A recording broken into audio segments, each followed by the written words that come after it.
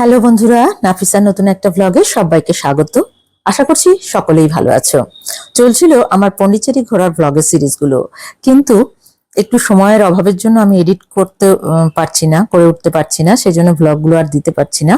এর মধ্যে আবার আজকে স্কুল খুলে গেল 1 জুন। দীর্ঘ প্রায় 1 মাস গরমের ছুটির পর আজকে স্কুল খুললো। গতকাল শাশ্বতীদির ছেলের জন্মদিন ছিল, সেই জন্য শাশ্বতীদি আজকে প্রচুর খাবার দাবার নিয়ে এসেছে স্কুলে। দেখো, পোলাও নিয়ে এসেছে, গোবিন্দভোগ চাল দিয়ে তৈরি সুন্দর পোলাও, চিকেন, চাটনি, মিষ্টি, পায়েস, প্রচুর খাবার দাবার নিয়ে এসেছে। আর অনিতা নিয়ে এসেছে চিংড়ি মাছ ভুনা আর পনিরের তরকারি। অনন্যা পরোটা নিয়ে এসেছে, আর আমি চানার তরকারি। শাশ্বতী দিয়ে কম করেই টিফিন আনতে বলেছিল, হোয়াটসঅ্যাপে লিখে দিয়েছিল, তো তাও অল্প অল্প সবাই নিয়ে এসেছিলাম।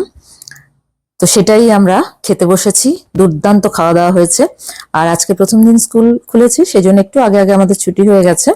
তাই আমরা ভাবলাম সোজা বাড়ি না গিয়ে, অনেকদিন পর তো বন্ধুদের সঙ্গে দেখা হলো, তাই কোথাও একটা বসে একটু আড্ডা দেওয়া যাক। তো সেই মতো যেমন ভাবা তেমন কাজ, আমরা চলে গেলাম আমাদের গন্তব্যে। তোমাদেরকেও সেখানে নিয়ে যাচ্ছি। দেখো তো জায়গাটা চিনতে পারো কিনা। এই যে আমরা চলে এসেছি।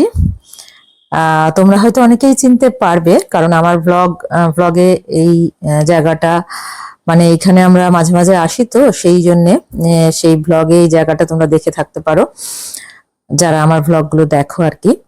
তো তারা নিশ্চয়ই চিনতে পারবে। এটা হলো সেই রঙ্গপুর, অনন্যার রিলেটিভের বাগান বাড়ি। পায়না জয়ও চলে এসেছে। এই জায়গাটাতে যতবারই আসি ততবারই কিছু না কিছু নতুন দেখতে পাই। এবার দেখো, গরমের জন্য ওলের চাষ হয়েছে। এই যে প্রচুর ওলের চাষ হয়েছে। এর আগে শীতকালে এসেছিলাম, তোমাদের সঙ্গে শেয়ার করেছিলাম শীতের সবজির চাষ। তো এবার দেখছি ওলের চাষ হয়েছে। আর এই যে ঘরে অনেক নতুন জিনিস দেখতে পাচ্ছি। প্রথমত একটা খাট ছিল, একটা বড় নতুন খাট কেনা হয়েছে। এসিও একটা ছিল, এখন আবার এই যে দেখো আরেকটা লাগানো হয়েছে, যেহেতু ঘরটা অনেক বড়। আর এই যে নতুন একটা টিভি লাগানো হয়েছে। ফ্রিজ তো আগে থেকেই ছিল, ফ্রিজে চিকেন ম্যারিনেট করা ছিল কাবাব বানানোর জন্য দেখলাম। তো কেয়ারটেকার বাবু বলল, আপনাদেরকে আমি কাবাব বানিয়ে খাওয়াচ্ছি। এখানে একটা বারবিকিউ কেনা ছিল, তো সেই ইলেকট্রিকের, তাতে বাবু কাবাব বানাচ্ছে।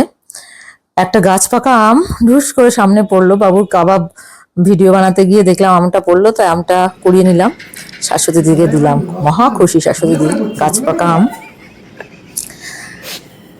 তো কাবাব এদিকে তৈরি হচ্ছে, দেখো সুন্দর ধোঁয়া বেরোচ্ছে, স্মোকি ফ্লেভারটাও আসছে। তো কাবাব রেডি হয়ে গেছে। তবে আমরা স্কুলে যা খেয়েছি, মানে শাশুড়ি যা খাইয়েছিল, তারপরে আর এই কাবাব খাওয়ারও জায়গা ছিল না, তো আমি আর খেতে পারিনি। ওরা সবাই একটু একটু খেয়েছে, সবাই খুব বেশি কাবাব ছিল না অবশ্য।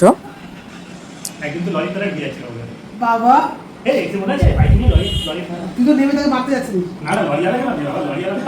তো যাই হোক, তারপর আমরা বেশ খানিকক্ষণ বসে আড্ডা দিলাম। আর তারপর দেখছি আম পাড়া হয়ে গেছে।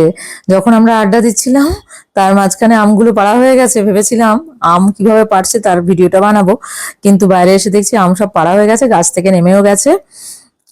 তবু গাছে অনেক আম আছে এখনো, অনেকগুলো তো আম গাছ, তবে শেষের দিকে প্রায় গাছ নেমে গেছে। তো শাশ্বতী দিয়ে আম ভাগও করে দিয়েছে, এটা আমার ভাগ। আম নিয়ে জয়ার পাইন চলে গেছে, তারপরে আমরা তিনজনে একটু শুয়ে পড়েছিলাম।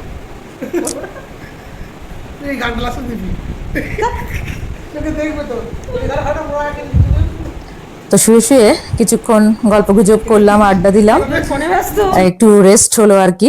আমরা দিনকে চাও খাইনি, চা খাওয়ার সব ব্যবস্থা ছিল, কিন্তু পেট এতটাই ভরে গেছিল যে চা খাওয়ার পর্যন্ত জায়গা ছিল না। তো যাই হোক, আমরা 5:30 নাগাদ ওখান থেকে বেরোলাম, আমটাম গুছিয়ে নিয়ে। এই যে অনন্যা একটা টোটো ডেকেছিল, আর আমি আমটা নিয়ে নিলাম। আমি তো স্কুটিতেই গেছিলাম, স্কুলে তো স্কুটিতেই যায়। তো টোটো করে শাশুড়ি দিকে নামিয়ে দেবে নীলগঞ্জে, তারপর অনন্যা বাড়ি চলে যাবে। তো আমাদের দিনটা দারুণ কাটলো। তোমাদের ভিডিওটা কেমন লাগলো কমেন্ট করে জানাতে ভুলো না। আর ভালো লেগে থাকলে একটা লাইক করো, ফ্রেন্ডস আর রিলেটিভদের মধ্যে শেয়ার করো, চ্যানেলটাকে সাবস্ক্রাইব করে দিও, পেজটাকে ফলো করে দিও। Thanks for watching.